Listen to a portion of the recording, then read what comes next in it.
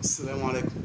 السيدة أم سلمة رضي الله عنها بتحكي بتقول: لما مات أبو سلمة دخل علي النبي صلى الله عليه وسلم. وأبو سلمة كان أخو النبي صلى الله عليه وسلم في الرضاعة، وكان من السابقين للإسلام، واستشهد رضي الله عنه وأرضاه في بداية الدعوة.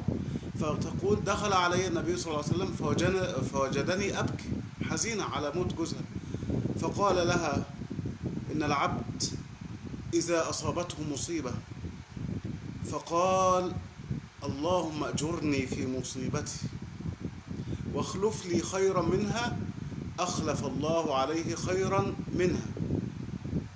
فقالت في نفسها: فمن هو خير من أبي سلمة؟ مين أحسن من أبو سلمة؟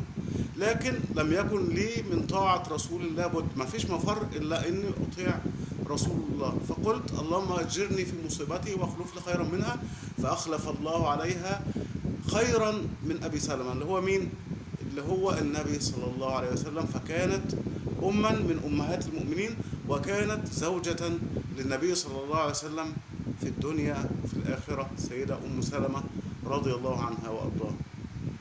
اللهم أجرنا في مصيبتنا واخلف لنا خيرا منها، وانصر إخواننا المسلمين المستضعفين في فلسطين يا رب العالمين. السلام عليكم ورحمة الله وبركاته.